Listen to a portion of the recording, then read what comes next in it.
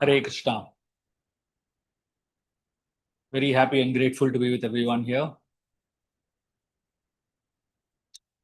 Om Agyantimirandasya Gyananjana Shalakaya Chakshuronmilitam Yena Tasmai Shri Gurave Namaha Shri Chaitanya Manobishtam Stapitam Yena Bhutale Swayam Rupa Kadamayam Dadati Swapadantikam Vandeham Shri Guru Shri Hutaha Padakamalam Shri Gurun Vaishnavamscha Shri Rupam Sagrajatam Sahagana Raghunatam Vitam Tam Sajivam Sadvaitam Savadutam Parijana Sahitam Krishna Chaitanya Devam Shri Radha Krishna Padam Sahagana Lalita Shri Vishakam Vitamscha Hare Krishna Karuna Sindhu Dinabandhu Jagatpate Gopesha Gopika Kanta Radha Kanta Namostate Tapta Kanchana Gaurangi Radhe Vrindavaneshwari Vrishabhano Shute Devi Pranamami Haripriya Vanchakalpatarobhyascha Kapasandobhyevacha Patitanam Pavanebhyo Vaishnavebhyo Namo Namaha Jai Shri Krishna Chaitanya Prabhu Nityananda Shri Advaita Gadadhar Shrivas Adi Gaur Bhakta Hare Krishna Krishna Krishna Hare Hare Hare Ramo Hare Ramo Rama Ramo Hare Hare Hare Krishna. I'd like to welcome all of you to today's Applied Bhagavatam class. We are continuing the series of Applied Bhagavatam. We have taken quite a long break. I've been traveling quite a bit, and we are very happy to resume our classes now. And we stopped last time at the third canto of Śrīmad Bhagavatam, and specifically on the 11th chapter, where we were speaking about time factor. And now we're going to continue the discussion and discuss the 12th chapter of the third canto of Śrīmad Bhagavatam. And today's theme is going to be on Lord Brahma. And the focus will be on understanding how Brahma dealt with the mistakes that he made while creating. Maitreya Rishi has been telling Vidura about Brahma's creation. And Vidura had two specific questions to Maitreya, and he wanted to know in detail about time factor and in detail about how creation happens. The last session, we spoke about time factor. And in this session, we're going to speak specifically about Brahma's creation. So, Maitreya Rishi begins the discussion on Brahma's creation by focusing on the series of events that happen in Brahma's life, and specifically some mistakes that happen while Brahma is creating. So as we're going to be discussing Lord Brahma's life, let us remember that it is also a discussion about our own life. So we shouldn't just think that it is, Lord Brahma's life and it's his problem. Actually, whatever happens on the macro level is also something that happens on a micro level at our own level. So while we're going to be discussing Brahma's life and his problems, it will also reflect on our life and our problems, and the way Brahma dealt with his own life and his own problems. It also is an inspiration for us to deal with our life and our problems. And specifically, today we're going to be seeing 4 mistakes that Brahma made and 4 times how Brahma failed in his life while doing creation. A lot of us are into the creative space where we are creating different things. Somebody could be creating companies, somebody could be writing books, somebody could be running businesses, somebody could be creating art forms, etc. Anyone who is into any form of creation and anyone who is into developing something will relate to this very well. And if you are in control of something, like say some leadership role, some role where you have people that you're responsible for, all of that will be covered in today's discussion. So let us start the discussion of the 12th chapter of the third canto with a very beautiful verse that Maitreya Rishi speaks to Vidha.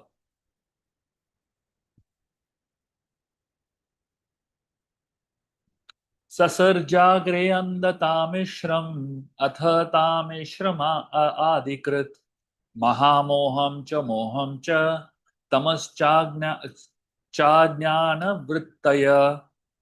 Brahma first created the nascent engagements like self-deception, the sense of death, anger after frustration, the sense of false ownership, and the illusory bodily conception, and forgetfulness of one's real identity. So, as soon as Brahma begins creation, there are 5 things that Brahma creates. And the 5 things that Brahma creates are all negative things. Imagine the first time Brahma is beginning his creative service. The first thing that he creates is something destructive, something bad, and something negative.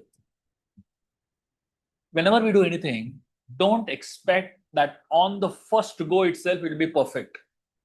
Nobody can make a perfect draft the first time they write. Nobody can make a perfect piece of art the first time they begin to draw. Nobody can compose a perfect piece of music the moment they begin to compose. No business venture becomes a perfect one the moment you begin it. It all goes through phases of imperfection till it comes to a point of perfection. So Brahma here, look at what he has created. 5 things. And all 5 things are features of ignorance. The first thing Brahma creates is called tamaha. That means darkness about self-knowledge. It's also called as self-deception. So this is ignorance of oneself. This is the first thing that Brahma creates. Tamaha. He creates ignorance. The second thing that Brahma creates is moham. Moham means he creates the illusory bodily conception, forgetfulness of who we really are. The third thing Brahma creates is mahamoham. Mahamoham means false proprietorship of enjoyable objects, what is called as possessiveness. The fourth thing Brahma creates is called tamashram, anger upon frustration. When what you want, you don't get, you become angry. And the fifth thing Brahma creates is called as andatamashram. Andatamashram is unconscious state that is brought about by anger. It's a sense of death. So I'm going to first focus on what these 5 things are and what is exactly Brahma's creation and what is the problem with these 5 things. The first thing, as I said, is tamaha, which is darkness about self-knowledge or self-deception. That means you're forgetting one's own strength. One time, a shadow of a man smiled at him and said, I become much bigger than you. I'm your shadow, but look at me, I'm growing so much in size and you are as it is. The man said, this is the difference between satya and asatya. The truth always remains the same, but something that is untrue changes its shapes and size all times. Just like a shadow, the size of the shadow keeps changing, right? According to how you are, how you approximate to light, what kind of light is falling on you, etc. So he said, if you simply know how close you are to light or how far you are from light, you can control the shadow size and dimensions. All of us in our own lives, we are facing a lot of tamaha or ignorance. And many times out of ignorance, we get scared. Out of ignorance, we develop some fears. Out of ignorance, we develop a false sense of understanding ourselves. Dronacharya was appointed as the commander-in-chief of the Kaurava army. And Arjun defeated him thoroughly. So when Arjun defeated Dronacharya so badly, Duryodhan comes to Dronacharya and asks him, you are his teacher. Everything he has learned from you. How come he defeated you? Dronacharya said, yes, I am his teacher. And I know all his tricks because I only taught him all his tricks. But the difference between me and him is that I lived my life in luxury and comforts. But Arjun struggled a lot. Because he struggled a lot, he has developed more wisdom and strength than me. What Dronacharya is trying to implement is simply this. Knowledge and wisdom, it doesn't develop just automatically. There is a lot of struggle to develop this. Tamaha is very easy. What do you need to do to develop tamaha? Nothing. Just sit on a couch with a phone in your hand and you are going to be in gross tamaha. There is a lot of tamaha coming your way. But for knowledge and for wisdom, there is a lot of effort. There is a lot of struggle that has to be done. And therefore, the first thing Brahma created is tamaha, ignorance. The second thing Brahma creates is moham, or illusion. The illusory understanding of the bodily conception of life. Ravana is awake form, who creates havoc when he is awake. Kumbhakarna creates havoc, but he is mostly inactive. When he is awake, he creates havoc, but mostly he is inactive. And Vibhishan is mostly doing puja. These are three states in which a jiva exists. These three tendencies are always in a conflict. And that's why a jiva, a living entity like all of us, behaves differently when he's awake. His problems are different when he's sleeping, and he has a different problem when he's dreaming. So the awake state is Ravan, the sleeping state is Kumbhakarna, and the dreaming state is Vibhishan. So all of us, we all have a Ravan inside us, we all have a Kumbhakarna inside us, and we all have a Vibhishan inside us. For all those who are on Zoom, if you want to keep your cameras on, you're most welcome to keep your cameras on. It's the reason we shifted to Zoom is so that I can see an audience. It's always good to have people in front of you while you speak. So thank you for wanting to keep your cameras on. So inside us there is a Ravan, inside us there is a Kumbhakarna, and inside us there is a Vibhishan. So the inner Ravan misuses the time of being awake. The inner Kumbhakarna misuses the sleeping time. And the inner Vibhishan misuses the dreaming time. So I'll explain. Of course, we can understand how Kumbhakarna and Ravan misuse their time, but we don't understand how Vibhishan misuses his time. Let me explain what this means. Vibhishan represents a sadhaka. So sadhana should be done when you're fully awake, isn't it? It can't be done in a dreaming state. It can't be done in a sleeping state. Vibhishan does sadhana, but he does sadhana in a sleep state, or rather in a dreaming state. Why Vibhishan does sadhana in a dreaming state or in a sleeping state? The reason is that because when he's awake, he's this is allegorical, right? Don't look at it as factual. People shouldn't ask me how can Vibhishan be doing sadhana in dreaming state. I'm talking allegorically. So allegorically, what is the meaning of dream state? So dream state is, can you control your dream?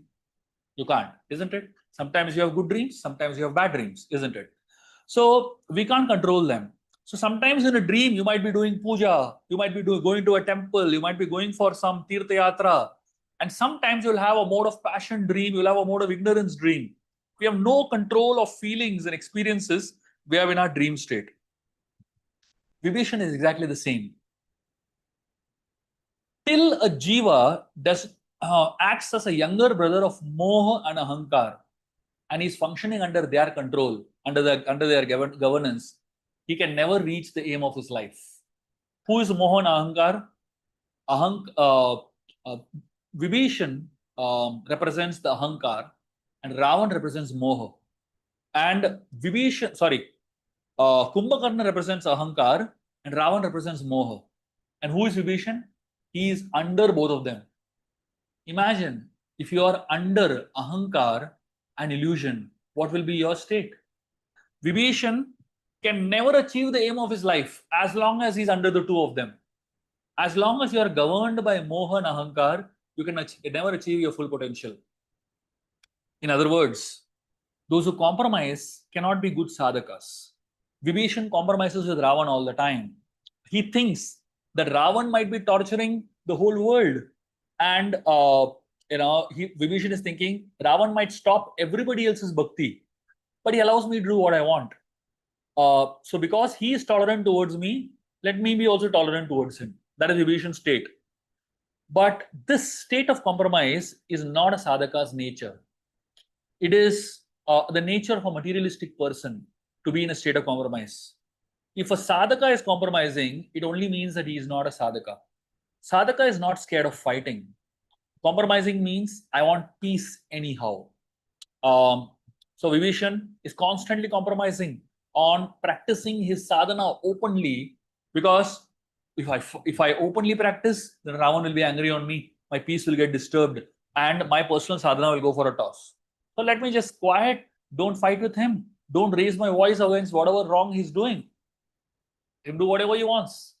But as long as I can practice in my own private space. This is an illusory way of looking at sadhana. So when we practice sadhana, we have to be very, very happy and openly practicing sadhana. Declare to the world, I am a devotee. I don't have to hide from the world. Why do I have to hide from the world? I know a lot of people feel embarrassed, carrying a bead bag, around with them anywhere. They feel embarrassed to say that I'm associated with ISKCON, I'm associated with Krishna consciousness. They feel very embarrassed to wear a tilak outside. They feel very embarrassed to admit that I am a devotee. They kind of act like Vibhishan, somewhere in between. This is because there is a bodily conception of life.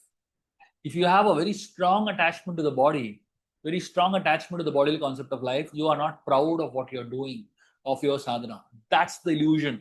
That is the moha that we are speaking about. The third thing that Brahma creates is known as Mahamoham. Mahamoham means false proprietorship, or it's called as possessiveness. It's false proprietorship of enjoyable objects. So this material world or material things are not Maya. But the notion that it will make us happy is Maya. Let me repeat that. Material things is not Maya. The material world is not Maya. But the thought that material things will make me happy, that is Maya. The thought that material world will make me happy, that is Maya. So when we elevate material things from being just functional necessities to become sources of happiness, that will lead us to instability and anxiety. If you just look at the world today, so many products are being sold as they'll make you happy, isn't it? If you look at the way Apple markets its products, the Apple doesn't market a phone. It markets an experience. It markets a mindset. When somebody wears an Apple Watch or owns an Apple phone, they feel proud of themselves. They feel that this product is going to give me happiness, or this thing is going to give me happiness. So the idea of material things giving one pleasure and happiness, that's completely wrong. And that is what is called as Mahamoham. Mahamoham means a false proprietorship of enjoyable objects. And when we get into this false proprietorship of enjoyable objects, we feel if I have this enjoyable object, I'll be happy. If I don't have it, I will not be happy. And therefore, I become very possessive of it. Why I become so possessive of it? Because I think my happiness is connected with that thing. That is why today, if somebody loses their phone for 15 minutes, they are miserable. Why? Because their sense of happiness comes from that thing. Yeah. 15 minutes, if you lose something that is very dear to you, something that you're very possessive about, you become completely crazy, because you're connecting that thing with a sense of happiness that you will experience. And that is what the whole idea is. The fourth thing Brahma creates is known as tamashram. Tamashram means anger upon frustration. when one's enjoyment is obstructed. See, we all love to enjoy things, whether it is food stuff, whether it is things, or whether it is people, etc. We love to enjoy. And when something becomes an obstruction for that enjoyment, we become very frustrated and angry. If I decide I want to eat this and that shop is closed, how frustrated we become. Today, people order food by Zomato and Swiggy and it says 30-minute delivery. And if it doesn't come in 30 minutes, people go so crazy and wild because there's expectation building up, right? So the more you have these expectations that build up, the moment there is an obstruction to that enjoyment, the moment there's an frustration of that enjoyment, a person goes crazy. Unless raga or anger, there are many meanings of the word raga. One of the of course, in multiple languages, raga means different. Marathi, raga means anger. So unless anger in our head goes away, you can't understand raga bhakti. So we all want to understand raga bhakti, which is spontaneous devotional service. Raganuga bhakti it's called. But you can't understand Raganuga bhakti unless there is anger in your head, unless anger in your head goes away. But how does anger go away? And first of all, how does anger come? Anger comes when we are obsessed about something and we want something desperately and we don't get it. Therefore, anger is called as Kamanuja, younger brother of lust or desire. When you don't get something that you want, that you very badly desire, you get very angry, right? There's a very interesting understanding of how one can control anger or how one can deal with anger. When you see a dog, from wherever you are, just try this. I'm sure you'll find dogs roaming around in your streets, right? Just, dog is normally walking around, doing its own, minding its own business. If you want to agitate the dog, you know what you should do? Simply look at it.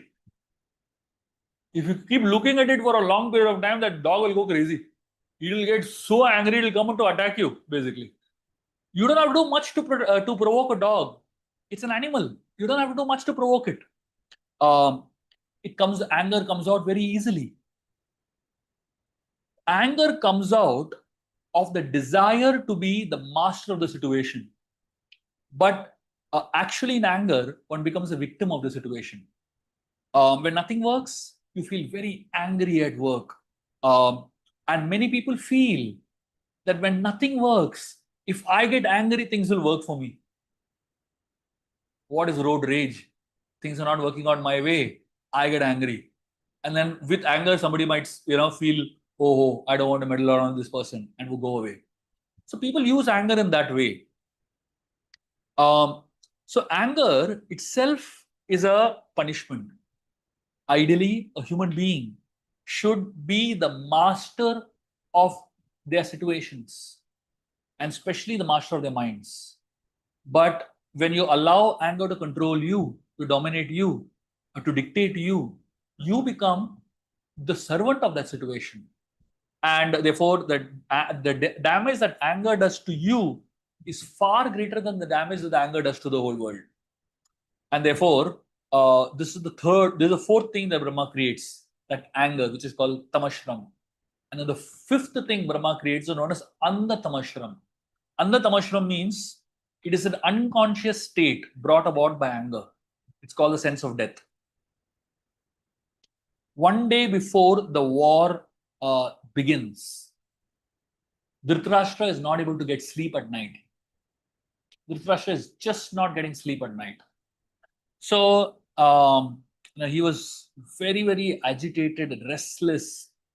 He went to Sanjay, his secretary, and he asked Sanjay a question. He asked him, what do you think will be the conclusion of the war, Sanjay? Sanjay says simply, all your sons will be dead. That's the conclusion of the war. Dhritarashtra says, both of us are sons of Vyasdev. Why can't I see clearly while you can see everything so clearly? Sanjay says, both of us have heard Vyasdev's words, but in the pot of your heart, there is a hole called illusion of attachment to your sons. Because in the pot of your heart, there is a hole called illusion to the attachment to your sons, and there's another hole called envy to the Pandavas. No knowledge will remain inside the pot. All knowledge flows out. Both of us heard Vyasdev, but I am able to retain it because my pot does not have any hole in it. But your pot has two big holes in it, and therefore all that knowledge goes away. If these holes are not sealed, nothing will remain. So the idea is that even for all of us, this Anda Tamishram, the fifth thing that Brahma creates, is an unconscious state that comes in our life. If these holes are not sealed, nothing will remain. So we have to learn to plug these holes, and then only we can grow in our spiritual journeys. Brahma is called Adi Guru. He is supposed to be the original spiritual master, isn't it? The Brahma Madhva Gaudiya Parampara originates from Lord Brahma. The word Guru comes from two words. Gu means darkness, and Ru means the one who removes it. Guru means the one who removes darkness or removes ignorance. So Guru literally means someone who can help you get rid of your confusions and bring light into your life. So obviously now Brahma is the Adi Guru. But for him to become the Adi Guru, to remove darkness from our life, the first thing he creates only is darkness. And interestingly, he realizes that this is a bad thing I created. It's a very bad thing I created. And after creating these 5 things, Brahma felt very bad. And he decided, I need to create something better. To create something better, Brahma goes into a state of meditation. And he meditates on the Supreme Personality of Godhead. And after meditating sufficiently on the Supreme Personality of Godhead, then he begins his creation again. The first lesson that we learned from the first failure of Brahma: don't worry. If you fail, don't give up. Try again. Brahma failed. The first time he created 5 most powerful factors of ignorance. And Brahma felt, I made a mistake of creating these 5 things. Let me purify myself by meditating on the Supreme Lord and try again. And then Brahma starts his creative process again. And the second time Brahma creates, he creates the 4 Kumaras. These are great sages called Sanaka, Sanandana, Sanatana, and Sanat Kumar. These are 4 sages that Brahma creates. All of them were such beautiful personalities. They were born from Lord Brahma. And as soon as these 4 personalities were born, they decided that they are going to remain small 4-year-old kids. They will never grow up and become adults. Why? Because all problems in life start beyond 13.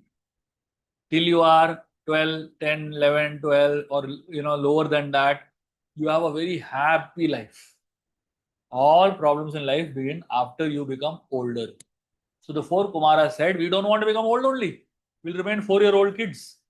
And they remain, even today, if you see the 4 Kumaras, they will be like this only, small kids. It's not just physical, it's also in the mind. As you grow older, you become more complicated. You become more selfish. You become more egoistic. You become more needy.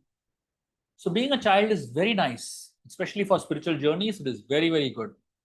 So all of them, they decided that they are not going to do anything material. They will only focus on their spiritual journeys. Brahma handed over different philosophies to the 4 Kumaras. Sankhya, or the analytical study of material conditions, was handed over to Sanaka, the first of the 4 Kumaras. The yoga system, or the mysticism or liberation from the material bondage was handed over to Sanandana. Vairagya, the fourth stream, which is acceptance of complete detachment from material enjoyment and elevating one to the spiritual understanding, was handed over to Sanatana, the third one. And tapas, or the various kinds of voluntary austerities, was handed over to Sanat Kumar. So these are the four Kumaras, and each one of them were handed over one stream of spiritual life. Now, after these four Kumaras were created, Lord Brahma told the four of them, my four sons, the Kumaras, I want all of you to fulfill my desire of creating you so that you can go and procreate and increase the population of this world. The four Kumaras said, sorry, our father, our goal of life is not to procreate and increase the population of this world. Our goal of life is to focus on Vasudeva. We are not interested in doing this service that you are giving us. Brahma was furious. So it is said, Sovadayata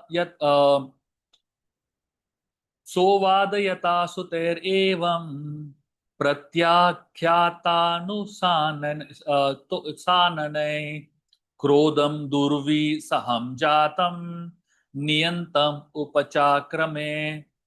Brahma, he got very, very upset when his sons refused to obey the order that he gave.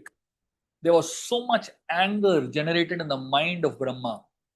He tried to control the anger and not express it. Sometime back, he created anger, correct? And that anger is controlling him only. That anger is affecting him only.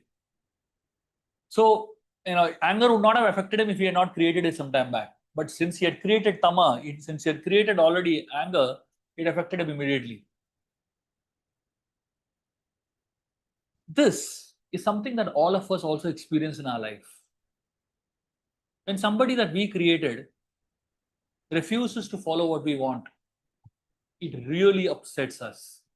Every parent will understand what I'm saying exactly. Every parent goes through a phase when their children refuse to follow their instructions. Till a particular point in time, children are very obedient. They follow everything the parents say. At some point, children say, no, I'll not do this. It disturbs a lot. When a spiritual master gives instruction to the disciple, do this. And the disciple says, no, I'll not do this. When a leader in an organization gives an instruction to his employee and says, do this. And the employee says, no, I'm not going to do this. Oh my God, the kind of anger people go through. It's almost feels like, a sense of letdown. He felt that he had failed as a creator because his own creation was not ready to obey him. And he felt let down. He had a feeling of he is losing control. In the Ramayana, we find something similar happening. Ravan,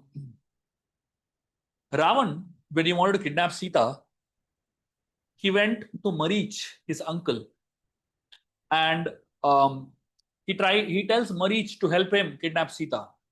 And Marich tries to explain to Ravan why he cannot come. And he, in fact, tells Ravan it's a bad idea, forget it.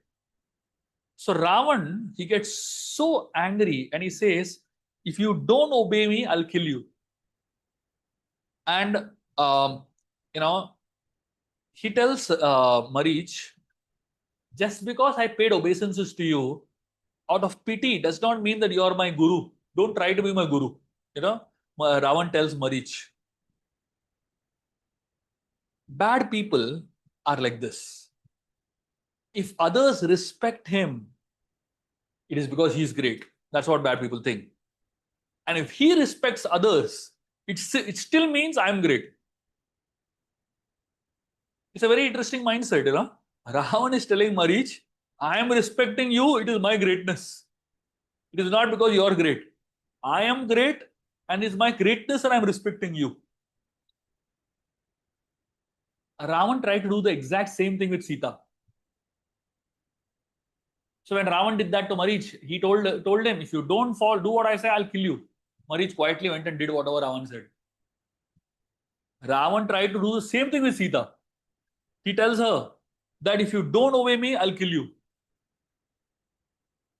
Sita, after that, she straight away told him, I don't care for you. In fact, she dropped a small grass in front of Ravan. Ravan is bewildered. What is she throwing grass in front of me? She's telling Ravan many things. Of the many things she tells Ravan, you are nothing but a piece of grass in front of me. All your wealth is nothing but this piece of grass for me. Why is Sita saying like this? She is Lakshmi. All the gold that Ravan has stacked up, it has come from her only. She is the origin of all that gold. And he is trying to tempt her with that gold.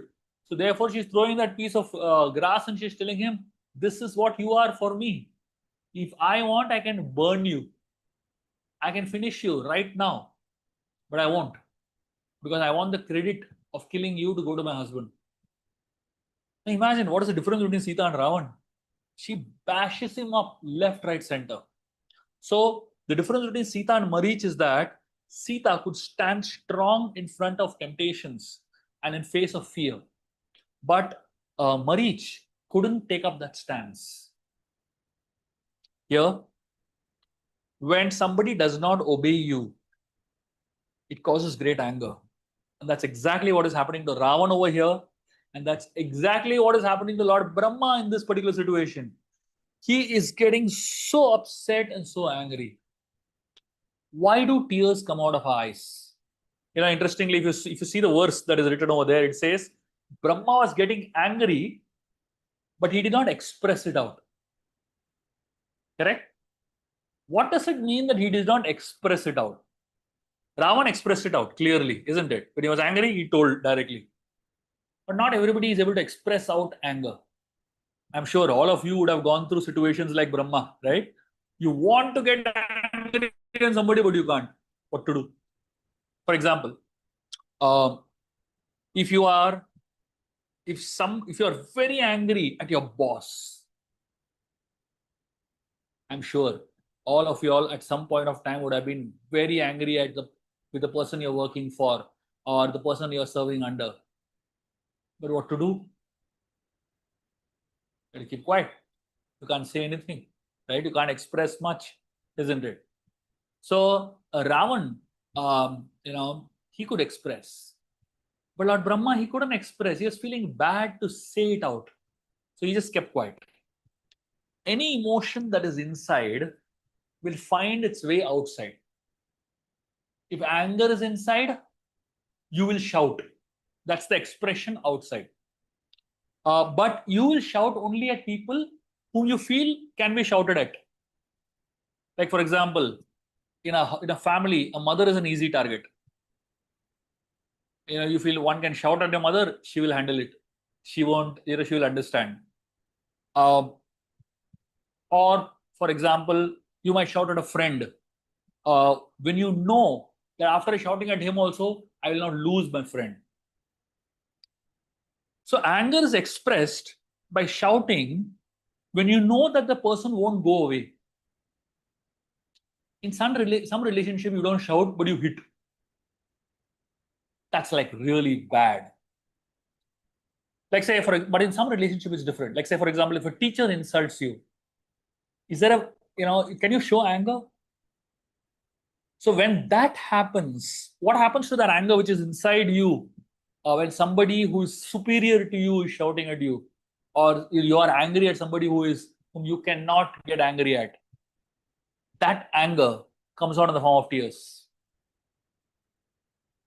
Unexpressed emotions always comes out as tears. So Brahma, when it is said over here, he is angry, but he is not able to express it. Know that tears are coming out from his eyes. Brahma felt, this is my second failure. The first failure was he created those 5, stuff that represented ignorance. The second failure was he created 4 sons who refused to follow him vehemently. Then Brahma, he decides to create again. Brahma, it is said that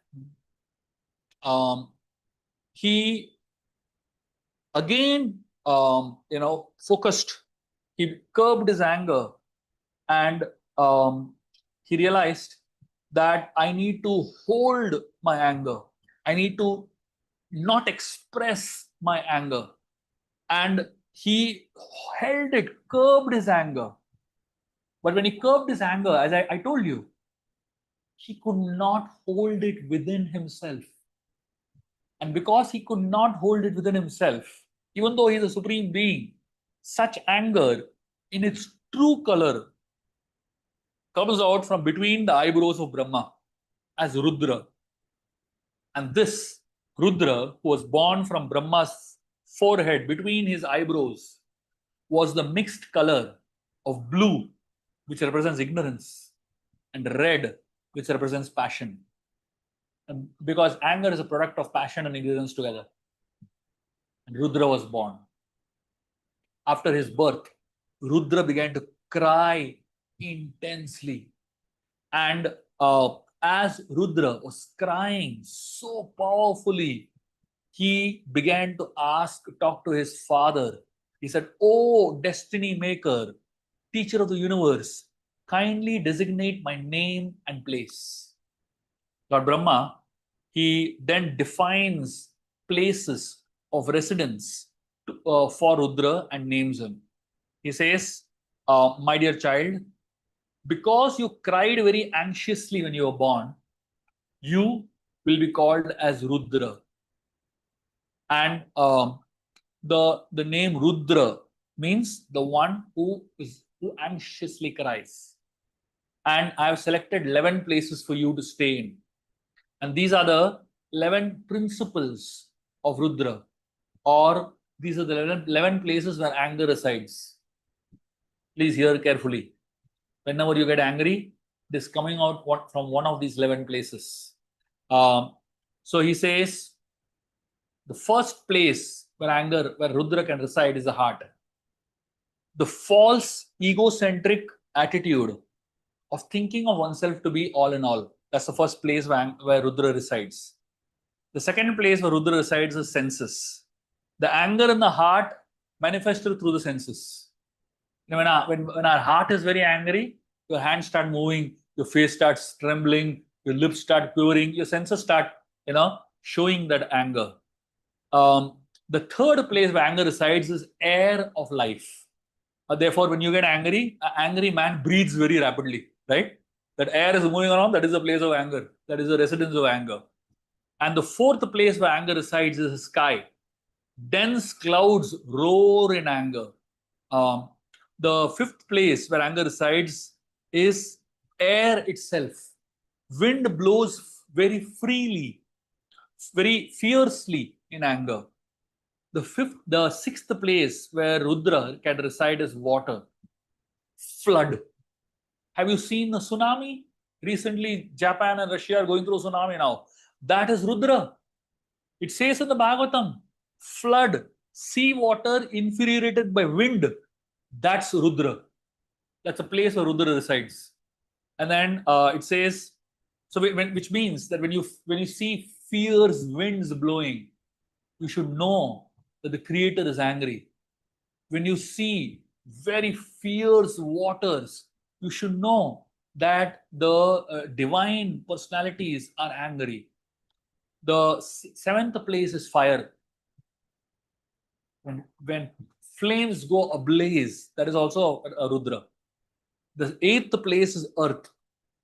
Earth transforms into weapons. All the weapons that are used for mass destruction today, call it, nuclear bombs or, guns and machines and all of that, that represents the earth element. So that earth is also a place of residence of Rudra. So when weapons are used, when there is destruction happening at a big scale, that's Rudra element again. Then sun is also residence of Rudra. creating extreme levels of heat strokes, and even death because of so much of sun. 10th element is moon, extreme cold. That also leads to death. Rudra again.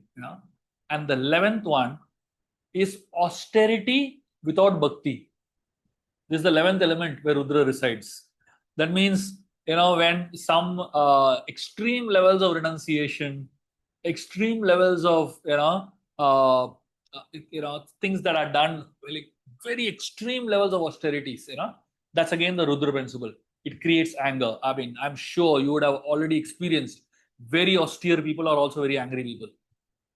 By the way, Rudra. so Brahmaji has given these 11 places for Rudra to reside in, and he has given Rudra 11 names. The 11 names of Rudra are Manu, Mahinasa, Mahan, Shiva, Ritadwaja, Ugra, Reta, Bhava, Kala, Vamadeva, Dhrita Vrata. These are all the 11 names of Rudra. And he will have 11 wives who are called Rudranis. The names are Dhriti, Rasala, Uma, Niyuta, Sarpi, Ila, Ambika, Iravati, Swadha, and Diksha. So then Brahma tells Rudra, I've created you. Now I've given you these wives. Go ahead and procreate on a large scale. Rudra begins to procreate.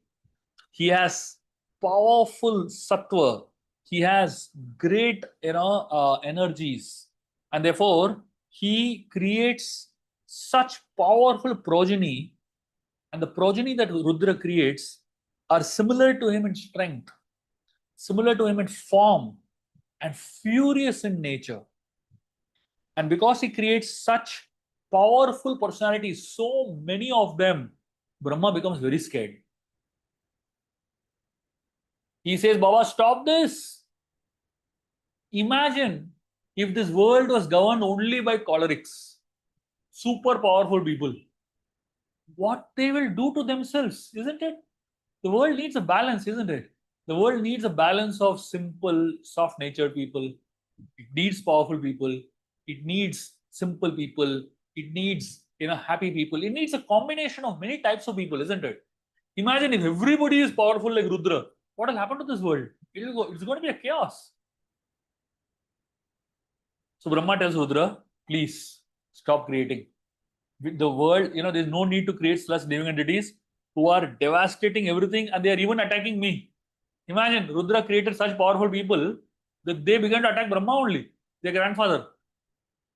So Brahma said, go and perform austerities so that you achieve auspiciousness. And austerity, when you perform austerities for the pleasure of the Lord, it will bestow happiness to the jivas.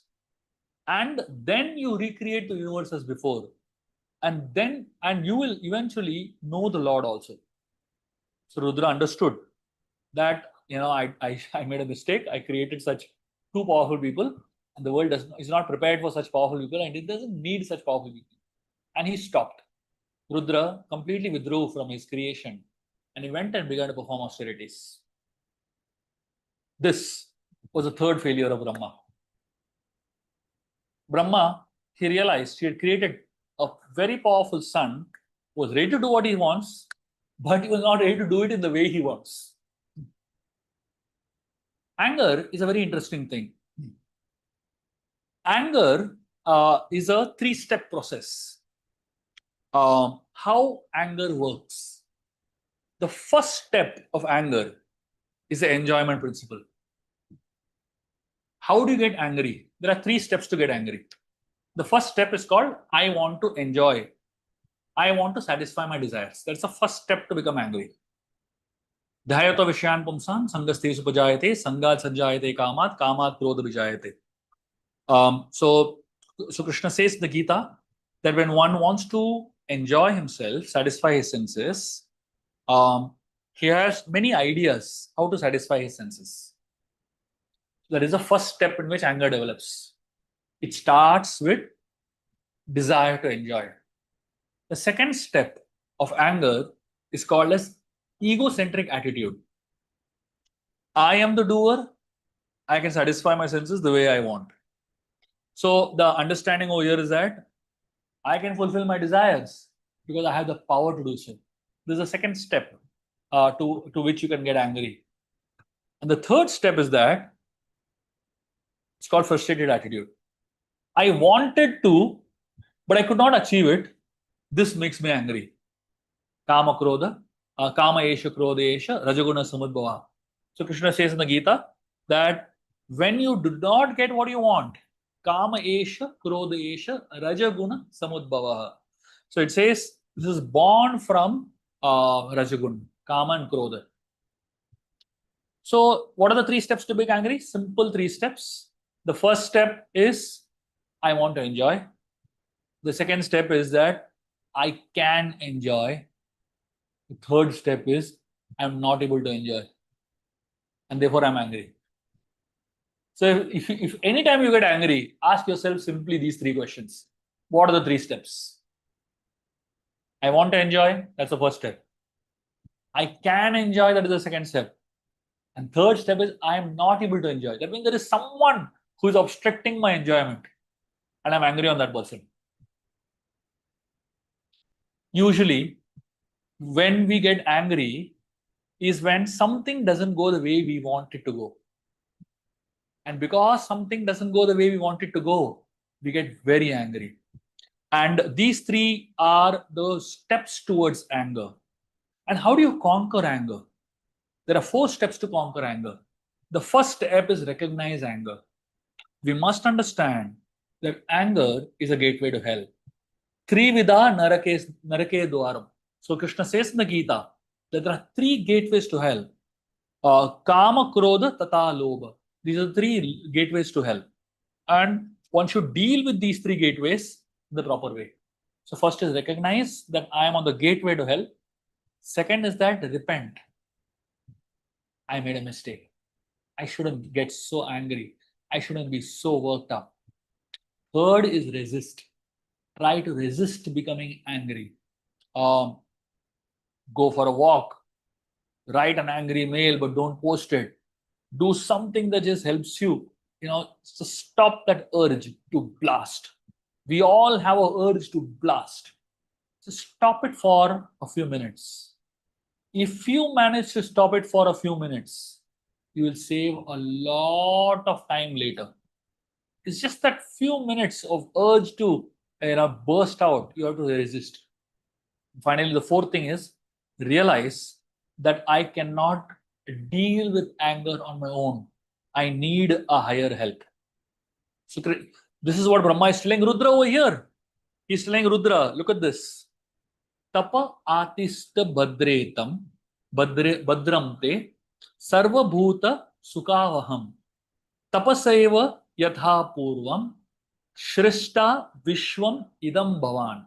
So he says, my dear son, you engage yourself in penance, which is auspicious. So how does Brahma help Rudra deal with his anger? He tells him, start doing tapasya, start performing penances. And then he says something beautiful. What happens when you start doing tapasya? Brahma says, tapas eva param jyotir bhagavantam adokshajam sarvabhuta guhavasam anjasa vindate puman. He says, by penance, one approach the Supreme Personality of Godhead, who is within the heart of every living entity, and at the same time is beyond all the senses.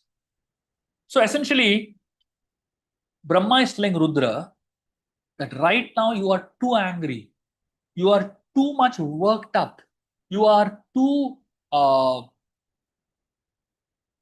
attached to what you want, and if you don't get, you're getting angry.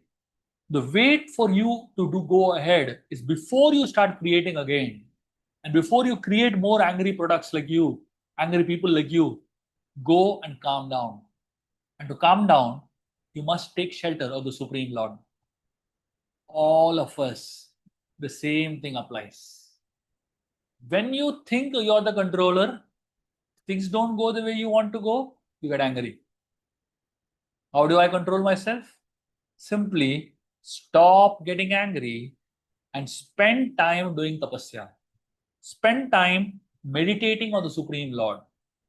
The more we meditate on the Supreme Lord, the more we meditate on the divine form of the Lord, divine names of the Lord, the more we will be in control of our passion and ignorance. Brahma recommends Rudra to meditate and situate himself in an auspicious consciousness, then to take up the service again. One time in Vaikunta, the Lord was speaking to Lakshmi Devi and he was telling her, I'm going to the earth as Krishna. I'm taking Krishna avatar. So Lakshmi Devi immediately asked the Lord, whom will you choose as your parents? The Lord said, I'll be born to Vasudeva and Devaki. And she asked him, what is the reason you're choosing these two as your parents? And the Lord gave two reasons. First, he said, there are two personalities, Prishni and Satupa. They did great tapasya and pleased the Lord. And that time when the Lord appeared in front of them, he asked them, what do you want? They said 3 times, we want a child just like you. We want a child just like you. We want a child just like you. The Lord told them, there is no one like me. Since you asked me that you want a child just like me, I will only come as your child. And because you have asked me 3 times, I will come 3 times as your child. So the Supreme Lord tells Lakshmi Devi that I was already born as Prishni Garbha to Prishni and Sutapa once. And in their next life, when they appeared as Aditi and Kashyapa, I was born to them as Vamanadev. And in the next life, when they are born as Vasudeva and Devaki, I'm going to be born to them as Krishna. This is the first reason why Krishna chooses Vasudeva and Devaki as his parents. Immediately Lakshmi asked him, what is the second reason? The Lord gave a very beautiful reason. He tells Lakshmi Devi, Vasudeva is born in the Yadu Kula. The Yadu Kula is known as Yadu Kula because of Yadu Maharaj. Yadava Kula is known as Yadava Kula. It got its name from Yadu Maharaj, who was one of the leaders of that Kula. And what is the speciality of Yadu? He gave unlimited charity. So all the Kula, like say for example, Raghu Kula. Why was Ram born in Raghu Kula? Because of Raghu Maharaj. It's called Raghu Vansha. And why Ram specifically chose Raghu Vansha to be born? Because Raghu Maharaj gave unlimited charity. It is explained, Yadu, there is a very beautiful poem that talks about how much charity Yadu gave. Very beautifully describes. It says, Yadu would give so much charity that the first person who come to beg from him for charity, Yadu would give that person so much wealth that that first person would turn around and all the remaining 99 people that are standing in the line, that first person only can give all of them charity and finish the line off. He would have so much wealth. So that means the first person only Yadu would give so much wealth that all others could take money from this fellow only, from the first fellow. So imagine how charitably disposed Yadu was, And Krishna would take great pride in being called as a Yadava. And therefore, Krishna wanted to be born to Vasudeva so that he can be connected to the Yadava dynasty. And he will be eventually called as a Yadava himself. And Vasudeva is known as a Yadava himself. But Vasudeva also is known by one more name. And the name of Vasudeva is known as Shauri. What is the meaning of Shauri? So he is called as Shauran. So the word Shaura comes from the word Shaurya, right? Shaurya comes from the word Shaura. So what is the meaning of the word Shaura? Shaura means one who is very brave and courageous. So Shauri means the son of Shaura, somebody who is brave and courageous. So Vasudeva was So what is this brave and courageousness that is being referred to? You study the history of Vasudeva, you will not find him fighting many wars.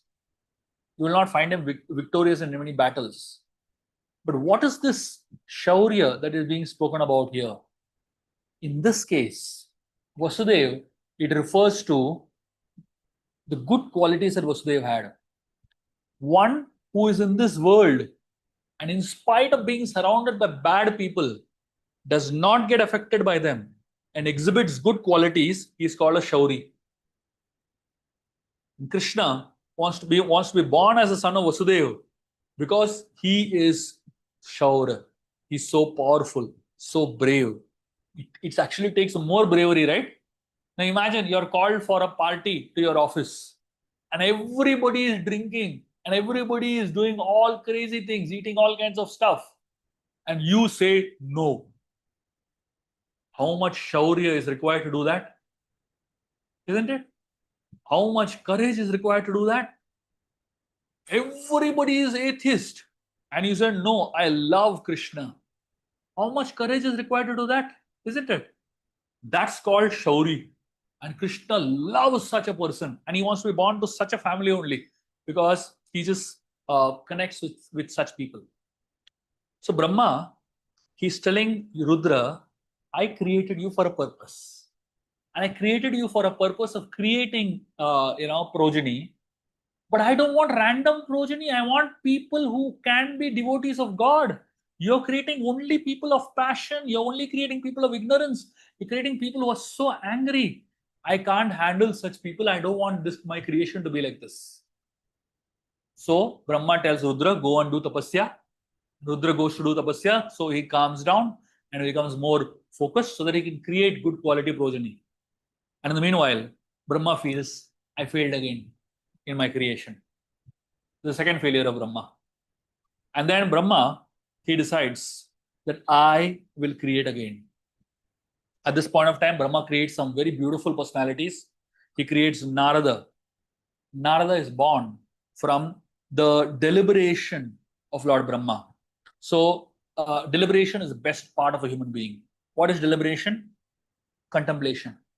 When a human being thinks, especially thinks of spiritual things, it is called deliberation. It is called contemplation. It is called dhyana. It is called chintan. So when something is born out of a chintan, that's a very beautiful thing. When something is born out of chinta, it is not so nice. All of us, we give birth to many thoughts, right? Some thoughts are born out of chinta and some thoughts are born out of chintan. When thoughts are born out of chinta, they're very demonic in nature, not so nice.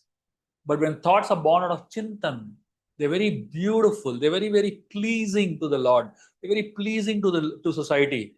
And those are the thoughts that create personalities like Narada.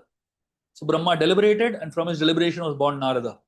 Brahma, from his breathing, was born Vashishta. From his thumb was born Daksha. From his touch was born Bhrigu. From his hand was born Kratu. From his ears was born Pulatsya. From his mouth was born Angira. From his eyes was born Atri. From his mind was born Marichi. From his navel of Brahma was born Pulaha. From his right breast was born religion or dharma. From his back was born adharma. From his heart was born desire and lust. From between his eyebrows was born anger. We already saw that. From his lips was born greed. From his mouth was born the power of speech. It is known as vak. From his groins was born the ocean. From his anus was born low and abominable activities. From his shadow was born Kardama. So all these things were created from Brahma. And of all the things that Brahma created, there are some very interesting things. Look at this one. Dharmasthana dakshineto yatra narayana swayam adharma prashtatho yasman mrityu loka bhayankara. It says religion was manifested from the breast of Brahma. wherein is seated the Supreme Personality of Godhead, Narayan. An irreligion appeared from his back, where horrible death take place for the living entities. Isn't this very beautiful? Religion was born from the breast of Brahma, where Lord Narayan is situated. Dharmasthana dakshineto, dakshinato, yatra narayano swayam. So imagine, Dharma is connected to Narayan. You cannot disconnect Dharma and Narayan. Because Dharma is born from the very place where Narayan sits. Right? So if anybody says I'm dharmic, but says I don't believe in Narayan, they are only fools. Because you cannot separate Dharma from Narayan. So now, at this point, Maitreya speaks about something very disturbing that happened over here, which is the third failure of Lord Brahma. Brahma created a daughter, a beautiful girl named Vaka. If you remember, I had mentioned this. Vaka originates, is a Vak Shakti, right? It is the power of speech of a living entity.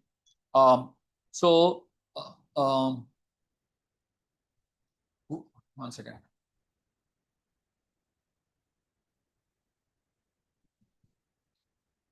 Yeah, so the whole idea of Vak Shakti comes from Lord Brahma only.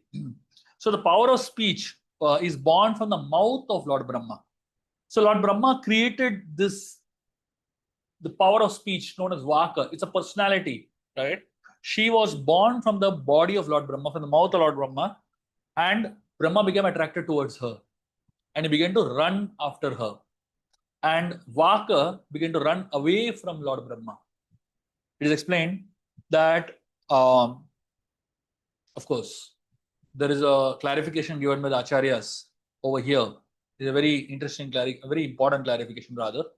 It is said that the Brahma that ran behind Vaka is the Brahma that had not yet, that had happened in a previous kalpa. It is not in this kalpa.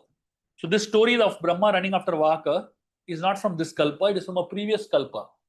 Why it is from a previous kalpa? Because the Brahma that is in this kalpa right now has heard the Chatushloki Bhāgavatam from the Supreme Lord. Because Brahma has heard the Chatushloki Bhāgavatam from the Supreme Lord, he cannot make such a mistake. He cannot, run after his own creation. He cannot make such a mistake. And therefore, this is from a previous kalpa. The story is from a previous kalpa, it is said. So when Brahma was running after Vak like this, his other sons, Brahma is already created by now Narada, Vashishta, and so many other personalities. Marichi is one of them. Marichi begins to speak to Brahma and he says, "Oh father, what are you doing? What you're doing is not at all right. You are trying to do something that is completely in the wrong direction. How do you think people will look at you? They will not be able to respect you." So he's, so he says, so all of them tell Lord Brahma, please don't do this, and let us offer respects to the Supreme Personality of Godhead and take shelter of him. Brahma, in spite of Marichi and his sons telling him all this, Brahma could not be dissuaded, and he still began to run after his daughter. When Brahma began to run after his daughter, at that point in time, Lord Shiva appears and cuts off one of the heads of Lord Brahma. This is not in the Bhagavad Puran. This is there in another Purana. So it is said that when Brahma was originally there, he had 5 heads. But at this point of time, Shiva cuts off one of the heads of Brahma, and from that point, he becomes a 4-headed Brahma.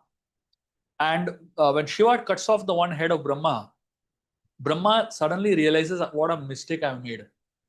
And he stops running after Vaka. Now Shiva, his Trishul has the Brahma Kapal, Brahma's head on it. And Shiva, he now wants to get rid of that Brahma's head. I mean, imagine chop off somebody's head. The head is stuck on the sword, on the Trishul. Shiva is trying to, shake his Trishul to throw the head off. He's not coming off only. And Lord Shiva realizes, what's wrong? Why is the head not coming off? And then he realizes that Brahma is a Brahmana. And because I've cut off the head of a Brahmana, I've done Brahma Hatya.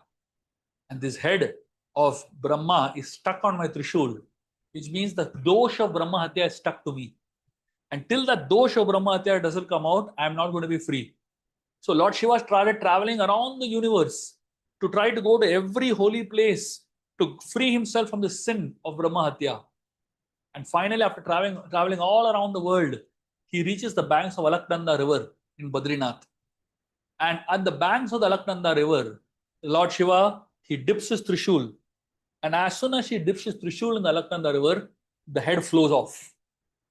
And that is when he is rid of the sin of killing, or rather cutting off the head of Brahma.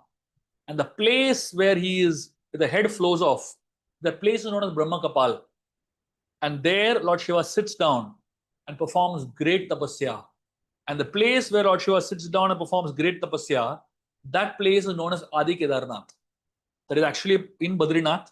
Originally Shiva resided there only, but eventually Narayan comes and takes over that place and kicks Shiva out. And therefore Shiva goes to Kedarnath. But so Badrinath originally is called Adi Kedarnath. And this particular incident happened over there. And of course, Lord Brahma now, he feels very, very ashamed that, what have I done? And Brahma, seeing all the Prajapatis, his sons speaking like this, he becomes very ashamed. And he decides to give up his body. And the body of Brahma moves in all directions. And it becomes a very dangerous fog that takes over in all directions. Fog that covers the whole universe, that represents this principle of ignorance or darkness. And how can fog be dissipated? The only way fog can be dissipated is by sunlight. You cannot dissipate fog by any other way. You can't use torchlight, you can't use matches, you can't use flames, you can't use floodlights, you can't use any form of light. The only light that can dissipate fog is sunlight and heat of the sun. So similarly here, we find Lord Brahma, he has seriously made a mistake and he feels unfit for being a creator, and he gives up his body and he dissipates himself in the form of fog. And the fog that pervades the whole universe represents how Brahma's mind was clogged with so much ignorance. It has dissipated the whole universe. And now he needs the blessings of the Lord to purify himself. To help us understand this, I'm going to tell you all a small story now. Just to help us understand how the Lord's presence can dissipate a lot of ignorance in our lives. Please hear this story very carefully. It's a very beautiful and a very thought-provoking understanding. So it is said, when, so I just spoke to you all about one creation of Brahma who is Vak, right? The same Brahma one time created another personality called Ahalya, if you remember, right? Ahalya was another daughter that Brahma, gave birth to. So when Ahalya was born, at that point, Saraswati called Narad Muni. And she told Narad Muni that your father has created a very beautiful princess. And he's proud of creating a woman that has no defect at all. So she becomes a little insecure. And she tells Narad Muni, do something. And Narad Muni, he goes and he meets Lord Brahma. When he meets Lord Brahma, Brahma is writing down something on his book, on his palm leaves. As you know, I don't know if how many of you all know, Brahma is also called as Bhagya Vidatha. Whatever he writes down becomes destiny. It's written on our forehead, it is said, right? So Brahma at that time was writing down the Bhagya of Ahalya. So he wrote down her name, Ahalya. The word Halya means crime. Ahalya means the one who has done no crime, the one who has done no sin. That's what the name Ahalya means, the one who is completely pure. So Brahma wrote the word Ahalya, and he, that time Narad Muni comes, and Narad Muni diverts the attention of Brahma. And as soon as Brahma's attention is diverted, Narad Muni removes the word and the word Ahalya is left on that. So the destiny of Ahalya becomes like that, you know. So the one who is blameless, sinless, becomes blamed. And eventually we know the whole story of how Ahalya becomes, fit for marriage, and then Brahma wants to marry her to somebody who is gone around the universe, and then 3 times all the devatas go around, and at that time Indra goes also around. Gautam Rishi, instead of going around the universe, goes around the cow 3 times. And the explanation that Gautam Rishi gives is that the whole world is inside the cow. And Brahma becomes very impressed and marries Ahalya to Gautam Rishi. And then eventually Indra becomes very upset and he decides to destroy Ahalya's reputation. And eventually this whole episode happens that we know of in the Ramayana. And Ahalya becomes cursed by Gautam Rishi to become a stone. So when Lord Ram comes to Ahalya's ashram, Gautam Rishi's ashram, and he puts his lotus feet on that stone, the moment he puts his lotus feet on the stone, he adds the word to it. Ahalya now actually becomes Ahalya. How does Ram's lotus feet add the word It is explained that everything that is beginning is represents the Supreme Lord. Of all the alphabets, which is the first alphabet in any language, it's isn't it? You take any language, is the first alphabet of any language in the world, and that represents the Supreme Lord. Whatever is the first alphabet in any language, that represents Ram. And because Ram put his lotus feet on the stone, and eventually the stone becomes a woman again, she was right now called Ahalya, and because Ram's lotus feet gets added to her life, she becomes Ahalya. That means we may make many mistakes in our life, but no matter how many mistakes we make in our life, the moment the word gets added, the moment the Supreme Lord gets added into our life, we all become Ahalya. We may be criminals. We may have done unlimited crimes in our life. We may have done unlimited mistakes in our life. We may have done mistakes as gross as what Brahma is doing, running after his own daughter. But the moment the word the moment the Supreme Lord, the moment the lotus feet of the Supreme Lord gets added to our life, that very moment we become Ahalya. We become pure, sinless, blameless. And that is the whole idea behind this particular name of the Lord, especially the lotus. This is one of the glories of the lotus feet of the Lord that Vedanta Desikar speaks in the in a book which is written called Paduka Sahasranam, which is glorifying the lotus feet of the Lord and the glories of the Paduka of the Lord. Just by touching Ahalya, she becomes from Ahalya to become Ahalya. So we always have this thought that I want to do something right.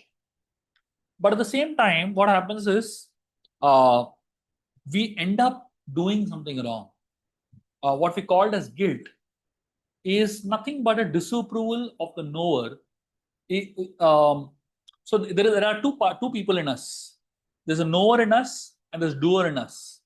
There's a knower in us and there's a doer in us. So the knower is conscience and the doer is instinct. So sometimes we act out of knowing and sometimes we act out of doing. So sometimes we act out of conscience and sometimes we act out of instinct. So when a living entity acts out of instinct, that means he accepts the lower nature. He accepts the instinct. Then generally a person goes through some level of guilt. There are hundreds of stories in the scriptures of people experiencing guilt in their life. Without a sense of guilt or shame, no one will have no one will have the impetus to improve. The feeling of guilt and shame it actually gives us the impetus to improve ourselves, right? On the other hand, an overdose of guilt it'll actually dilapidate us. So it will make us depressed. It will make us hopeless. It will take us into an inferiority complex, basically. So these are two extremes. One is someone who has no guilt at all, absolutely no shame at all. And the other is somebody who has so much guilt and so much shame that they can't come out only of it. I know so many people who come into the path of Krishna consciousness and go through so much of guilt, so much of shame, simply because they did something wrong. I know so many people who come to me and say, I don't think I can ever face Krishna in my life because I did this one little thing and Krishna will never look at me again.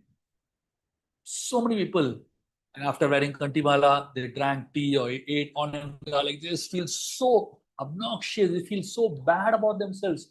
They just don't want to face Krishna or devotees. They will, no, I'm really a bad person. I can't handle it. And they go into extreme levels of depression. And then there are some people who will, do whatever they want.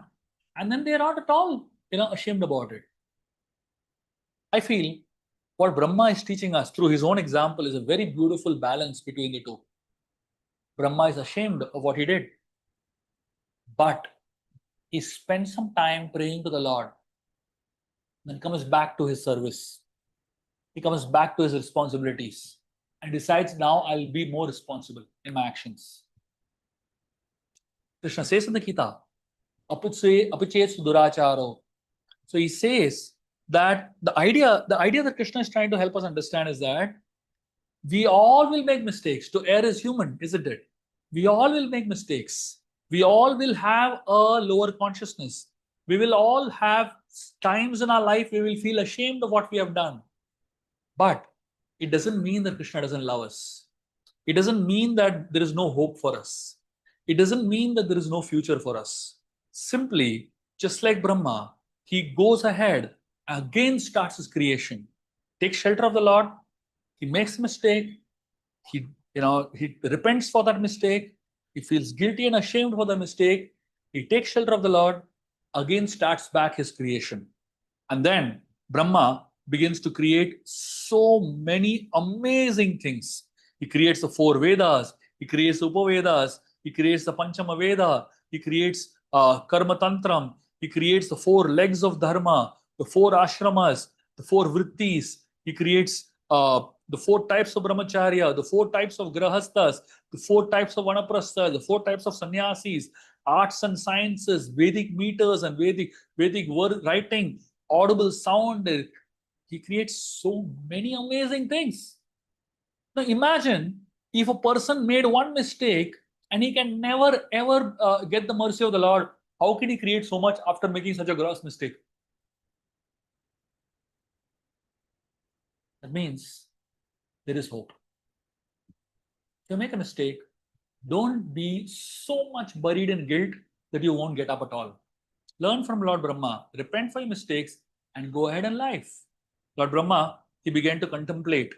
So as he created all these amazing things, then at some point he began to think that I've created so many things, but I still don't have children who will procreate like anything. As Brahma thought like that, 2 bodies came out from Lord Brahma's body. One had a mustache and the other one had swollen breasts. And it is explained, no one can explain where these personalities came from.